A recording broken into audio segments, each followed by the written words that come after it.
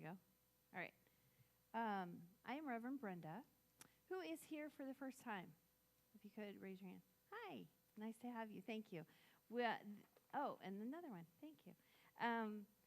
This is kind of different for us because it's Hippie Sunday, so that's why some of us look like hippies.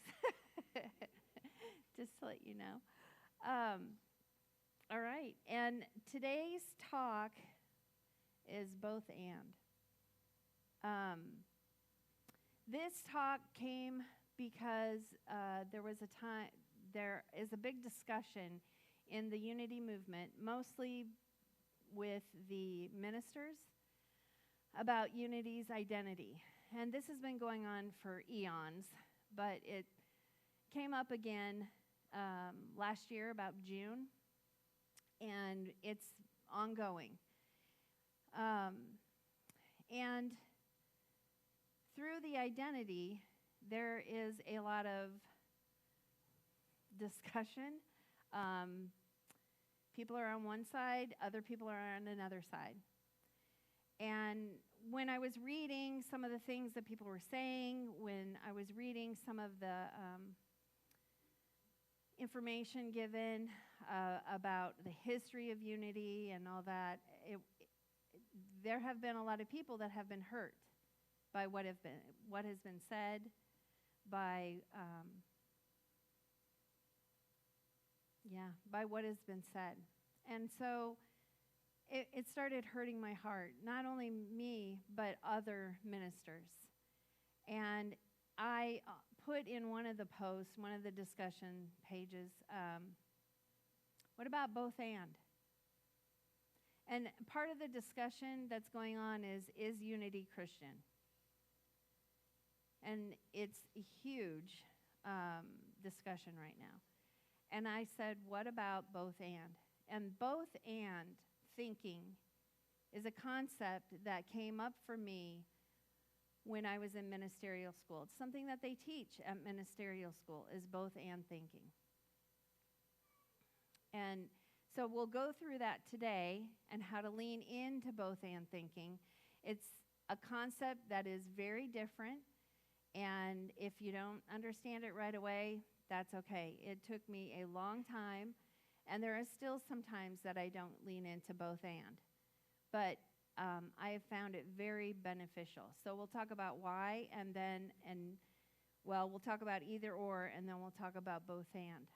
So we can all agree that one of our 5 principles is our thoughts have creative power to influence events and determine our experiences. Basically, our thoughts create our reality, right? So for a long time, how many of you have lived in the both or the either or thinking? Either this is good or this is bad, right? I grew up that way. It's been around forever. Either this is right or this is wrong, right? Either, I have ice cream or I have, an enchilada. It doesn't matter. There's either or thinking all the time. And that's what a lot of us grew up with. And with that either or thinking, it can, it's good in some cases, but in many cases it can create hostility, it can create separation, it can create hurt feelings, it can create a lot of different things, that either or. So with this either or mentality that we've all grown up, and it's not right or wrong, see? It's not right or wrong, it just is.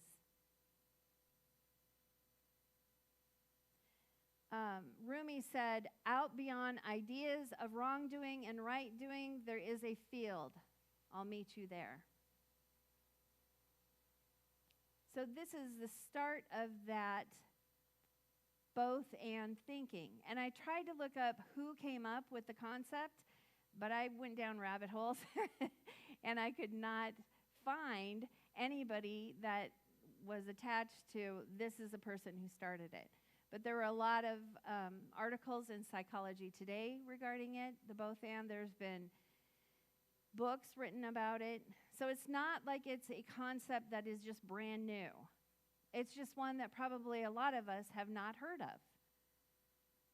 I hadn't heard of it. So here's the either or thinking in my experience in my life. When I worked at Z92, right out of college, it was my first job, okay? A month into the job, there were people leaving. There were people doing shady stuff. There was a lot of, upheaval. There was anxiety. There was anger. And, right away, one day, I came into work. I sat down, and somebody walked out with a box and yelled something and left. What's happening? This is my first month at a real life job right out of college. Is this what jobs are like? What did I do? Where am I at and why am I here?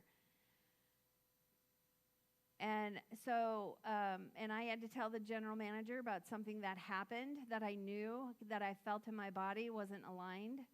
And I'm like, I'm not sure if I'm supposed to do this, because people were telling me to do things that I knew that didn't align with what the company wanted. And so I told him, and when I told him, he went, and then there was mass chaos. And then I'm like, oh my God, what'd I do? What'd I do now? I'm a month into this job, and it's a receptionist position, y'all. It's not anything huge, just a receptionist position, but woo. So what I found out, and this was a long time ago, so I feel comfortable speaking about it, is that at that time, who remembers the radio station K-Rock that was at the Ranch Bowl? Okay. So what I found out at the time is that there was a cluster of people who worked at Z92 who had talked with the guy who was starting K-Rock, and they decided to go over there. But before they were going to go over there, they were going to take CDs, they were going to take clients from Z92, they were going to take, whatever they could. Whatever they could. And so on this particular day, there was a mass exodus of those people that were going over to start K-Rock. And my first job, my first month, what is this? What is this? And why? And I don't get it. And I love Z92, and how could anybody do this against them? I don't understand. I don't get it. I had multiple feelings. And then the either-or thinking came in. Oh, those people are bad. And what they tried to make me do was worse. And, either they stop what they're doing and stop with that radio station, or I can't talk to them ever again. And of course they didn't stop. And I saw other people with the same thinking and the same feelings, right? And we all kind of worked through it. But I didn't. Because at the time, I didn't have the skills that I have today. I never heard of both and. Never. And so later on, years later, people were talking about some of the people that left and how they went out with drinks with them. And I'm like, what? Do you remember what these people tried to do to this radio station? How they tried to shut us down? Do you know? What? Oh, yeah, I had drinks with them. I wanted to know how they are. And I'm like, oh, okay. Well, I'm not going to. Because I was still in that either-or mentality. It had to be my way. It had to be good. These people were wrong. I was right. Z92 was right. These people were wrong. And years went by, and the same thing kept happening. People I knew, people I were friends with, turned and we're going out to dinner with these people. We're talking. And then some of them We're working with them. And it was like this, and it was like nothing happened at all. And I was like, wait, what happened? And then it dawned on me, what about your thinking, Brenda? Where are you at right now? And why are you still holding on to something that happened? By this time, it was like, I don't know, 15 years ago? 15 years ago. Why? And I went, yeah, I don't know. So fast forward through ministerial school and all this and me becoming a minister,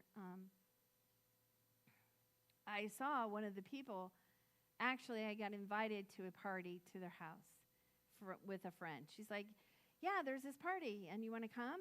And I'm like, it's his house though, right? And she's like, yeah. And there was that old, oh my God, I'm the enemy. Because here I'll tell you, this is at one time, the company of Z92 said, do not go to any concerts at the Ranch Bowl. We were not allowed to. Now, and how many people know how many fabulous bands came through the ranch? Yes. And I was like, but at some point during those years, we were able to go do it. People started just doing it. And and then finally we were able to do it. And I got to see the Cult, and it was fabulous. But so back again to me going to this party, I was going to this party, and I felt my body like be anxiety. I had anxiety. I had not seen this person for, 30-some years. And I'm like, I don't know how to feel about this. And then it clicked in. It's both and, Brenda. You can feel anxiety, and you can feel excited to see this person. And you can feel wonder, and you can feel fear. And so I walked in, and he's like, oh my God, Brenda. I'm like, yeah, hi. First he said, do you want a drink? No, I'm sober, thank you. Big change. And because that was huge. Anyway, I won't go into all of that. You can ask me personally, and I'll tell you later. But he's like, oh, really? Yeah. And then he came out, and, oh, so what are you doing for work today? What are you doing? Well, I'm a minister. What?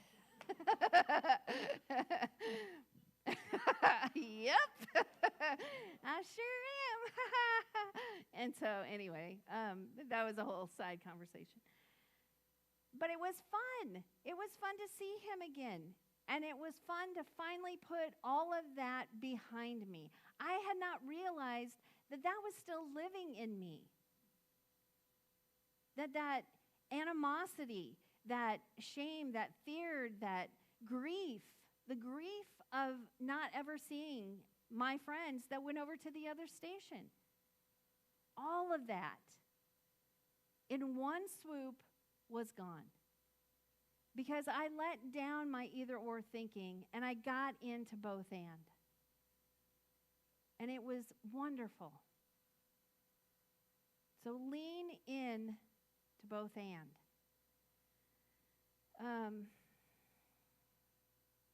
When you lean in to both and, you come into acceptance. It's a door to acceptance. You're able to put one foot into acceptance when you get into that both and thinking. It's not easy, but it also helps you see different viewpoints. We had other faiths here last year, right? And I know for some of you it might have been uncomfortable. I didn't hear that it was, but I'm assuming it was uncomfortable for some of you, and for others of you, it wasn't. And for those of you who wasn't, that's because that both and mentality already lives in you. Like they can have their belief and believe what they want to believe. And it's okay for me to believe what I want to believe too.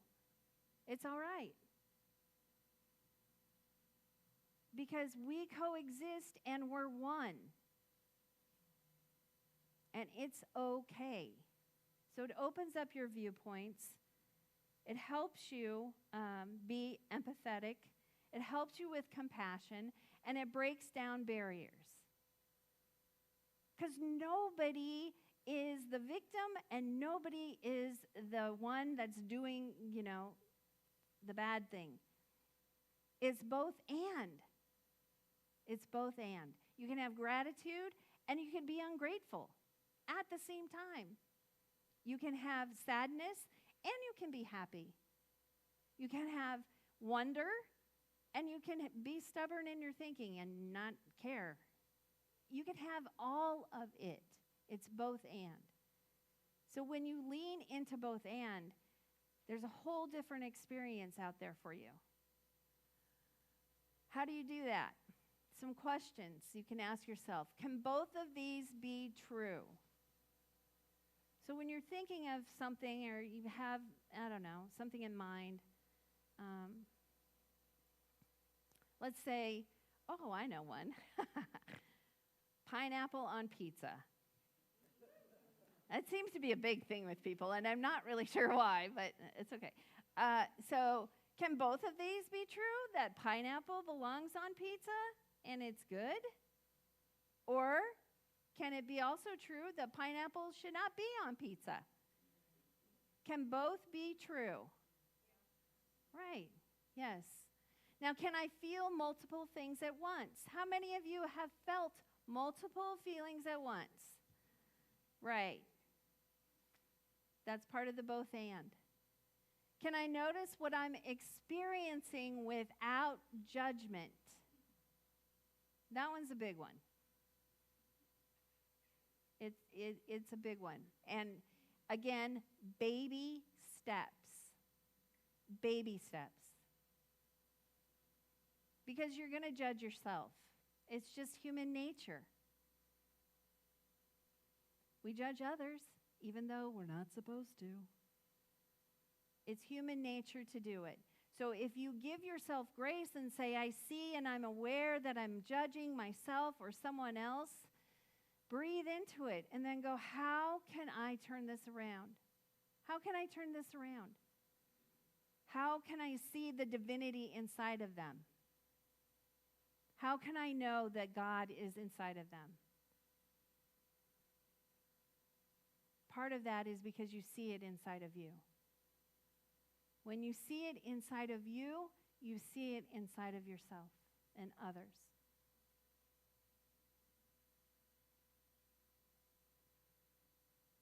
Can I notice what I'm experiencing without judgment? So both and is not for sissies. Okay? This is deep work. So be with it. I do not expect you next week to come up to me and go, hey, I mastered both and. Because it's not going to work. I mean, you can try, but I bet you there's going to be something in your life that'll come up and you'll go, oh my God, no. Because we're human and we have a spiritual part of us and we are trying to just be here for right now. Just be here right now.